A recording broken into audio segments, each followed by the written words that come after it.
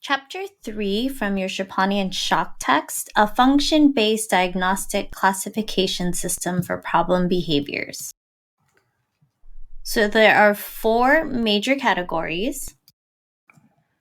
So the main characteristics of a function-based classification system is that you are truly looking at the behavior, the client's behavior. So I know in the text they talk a lot about, looking at the medical model, right? So, and the whole circular reasoning, like, oh, they do that because they have autism. Well, how do you know that they have autism? Oh, well, it's because they do that, right? So even though that's important to know that the client has autism, so we know that there are certain behaviors that are probably more common with that diagnosis, the important thing is that we're actually looking at the behavior, right? We're looking at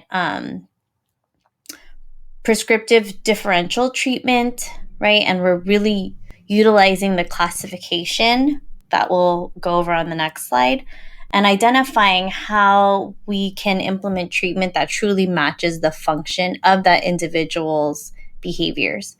And a part of that is looking at the context variables and the environment, right? And assessment phase concludes with a differential diagnosis. So again, we'll go over those in the following slides. And here are the 4 major categories of problem behavior functions, which we have talked about.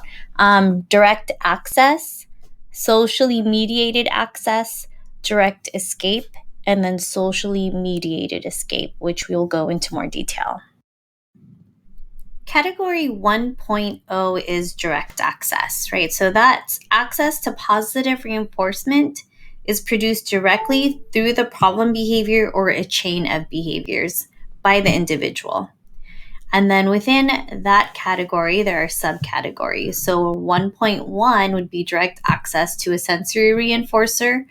So again, you would think of stereotypical behaviors.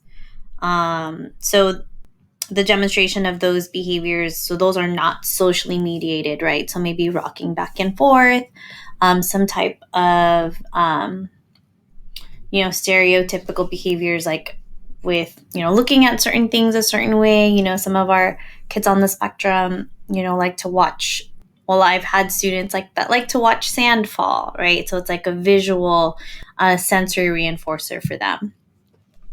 1.2, direct access to a tangible, right? So that's, again, their behavior will get them access to that tangible. And they don't need somebody else to give it to them, right? And then there's 1.3, which is just direct access other, meaning it doesn't fall under either of those categories.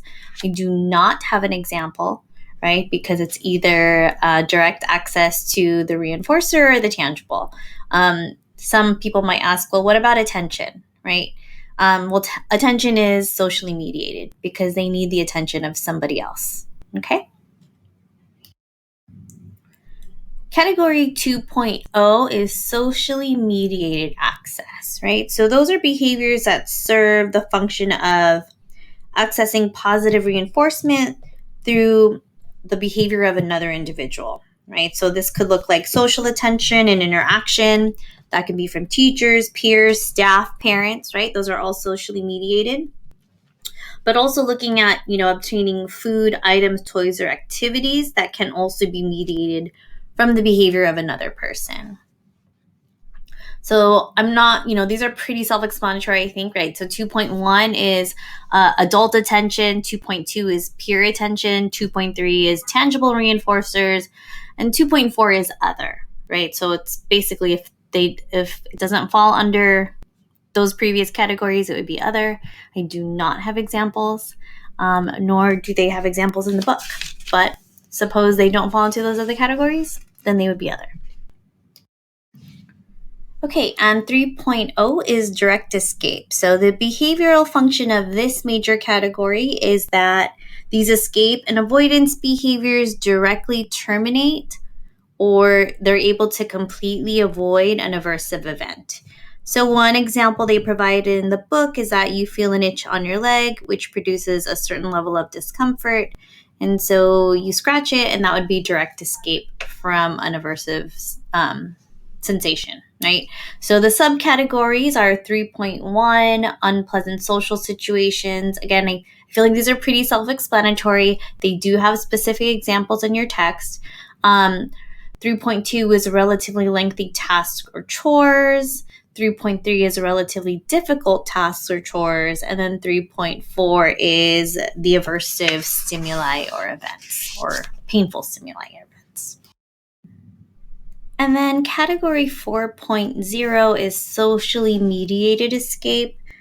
So these problem behaviors remove or postpone an aversive event. And it's opposite of the previous category in that the direct escape behaviors that the client exhibits doesn't directly terminate that event, right? Again, they're looking at that aversive event to be removed through the behavior of another person. So that could be the parent, staff, care provider, teacher, or peer, etc. So 4.1 would be socially mediated escape or of an unpleasant social situation. I think in the text they talk about, a student wanting to avoid another student, maybe because they tease them, or, if they don't understand teasing yet, maybe there's just something about that other student that they don't like, right? So, they have to ask, first of all, that person that's teasing, right, that would be the socially mediated. So that person would have to stop. Sometimes it could be another level and that they need the help of another adult to kind of facilitate that, right? 4.2 would be socially mediated escape of a relatively lengthy task or chore, which again is pretty self-explanatory. Just keep in mind that a lot of the behaviors can look the same topography-wise. So I know in the text on page 116, they talk about maybe the target behavior is spinning in circles, right? But depending on after you conduct your functional behavior assessment or your analysis, they could be spinning in circles because that's direct access to sensory, right? Or they could also be spinning in circles in this specific example to avoid an unpleasant social situation, right? So again, we're really just looking at the function, but the topographies can vary. Then there's 4.3 of a socially mediated, relatively difficult task or chore. So again, students can do several things to avoid a task or a chore, right? And then 4.4, which is